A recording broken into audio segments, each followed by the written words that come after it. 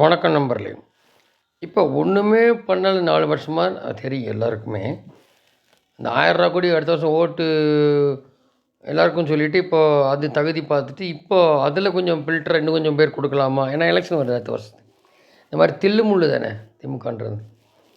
அந்த மாதிரி இப்போ இதுக்கிடையில் பார்த்தீங்கன்னா, செந்தில் பாலாஜியை வச்சு அந்த மதிமுகவில் ஏதோ அங்கே போகிறாங்களா என்ன எங்கே வராங்கன்றமோ அதில் கொஞ்சம் அதில் இருக்கிறது கொஞ்சம் பேர் தான்.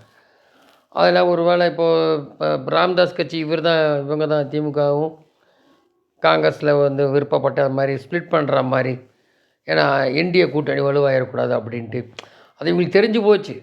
மக்கள் ஒன்றும் ஓட்டு போட மாட்டான், என்ன பண்ணாலும் ரெண்டாவது நடத்தி காட்டுறேன் நான் அப்படின்ட்டு பணத்தை கொடுத்தா வந்துடலான்ட்டு இந்த மாதிரி ஸ்டாலின் தரும். அப்படிங்கும்போது இந்த செந்தில் பாலாஜி வச்சு திருமாவளவன் கட்சியோ பல கட்சியிலையோ உடைக்கலான்பா. அப்புறம் இப்போ தான் எடப்பாடி அலர்ட்டாக இருக்கிற கட்சிகளுக்கெல்லாம் அலாட் பண்ணி விட்றாரு. இப்போ ஜெயக்குமார் கூடி திமுகக்கு ஏடிஎம்கேலேருந்து இழுக்கலாம் பார்த்தப்போ அதெல்லாம் ஒரு சரி கட்ட வேண்டியிருக்கு.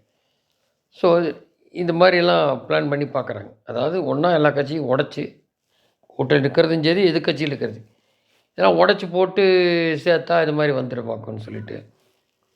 ஆனால் இவங்க வந்தாலுமே ஃபுல் மெஜாரிட்டி இருக்காது. அப்புறமும் திமுக இருக்குமான பல தடவை சொல்லியிருக்கோம். இப்போ அமித்ஷாட்ட கனிமொழி பேசிகிட்டு இருக்காங்க டே பை டே, எல்லாமே தெரியும் விஷயம் அமித்ஷாவுக்கு சொல்லி. அப்போது இவ்வளோ நாள் கனிமொழி அரசியல் பண்ணிவிட்டு டெல்லி இருக்குமா, எனக்கு இங்கே சட்டசபை கொடுக்காம தெரில, விசுவாசிகளுக்கு எம்எல்ஏ தரா மாதிரியும் தெரியல. இவர் உதயநிதியை டெவலப் பண்ண பார்க்கும்போது ஒருவேளை எலெக்ஷனுக்கு அப்புறம் ஜனநாயக கூட்டணி வந்துருச்சு. அதுக்கப்புறமா இந்த கனிமொழி சீனியரு ஒரு ட்ராக் டிஎம்கேல உடச்சி கொடுத்து அதை பாஜகவோட சேர்த்துன்னு என்ன கூட்டணி. அப்படி பார்த்தா இப்போ கருணாநிதி இருக்கும்போது தான் வாஜ்பாயோட சேர்ந்தார். அதனால் அவங்க வாயில் சொல்லக்கூடிய கூட்டணியில் அடிகளாக இருந்து கோலோச்சலையா அந்த மாதிரி ஒரு இது இருக்குன்றாங்க. ஸோ அது மாதிரி என்னென்னா, ஏன்னா இவர் எதையுமே இங்கே லோக்கலில் தமிழகத்தில் பண்ணுறதுக்கு இல்லைன்னு போது அவங்க அந்த கோபத்தை சீனியர் ப்ளஸ் கனிமொழி உட்பட தகுந்த உரிய நேரத்தில் அது வரும் அப்படின்னு பரவலாக கூறப்படுறது. அதுவும் அமித்ஷா காத்துக்கு போனதுனால அவர் அதை டிசிஷன் பார்த்து சொல்கிறாங்க.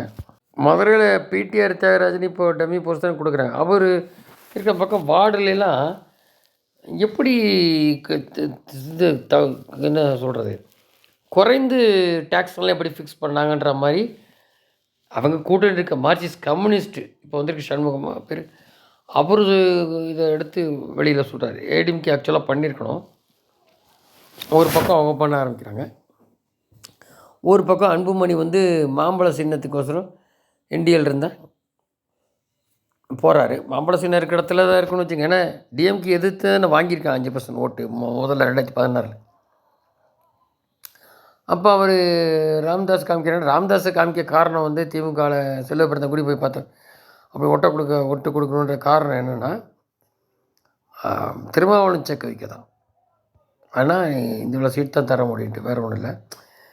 ஸோ போயிட்டுருக்கு. கடைசியில் என்ன நிகழ்த்தாலும் கடைசியில் உங்கள் கட்சிக்கே பின்னாடி ஆப் இருக்குது அப்படிங்கிறது இதில் இருக்குது. அதனால் நீ செந்தில் பாலாஜி விட்டால் என்ன வரவே முடியாது, எங்கே போய் வர்றது நீ அப்படிங்கிறது பார்க்கலாம். நன்றி.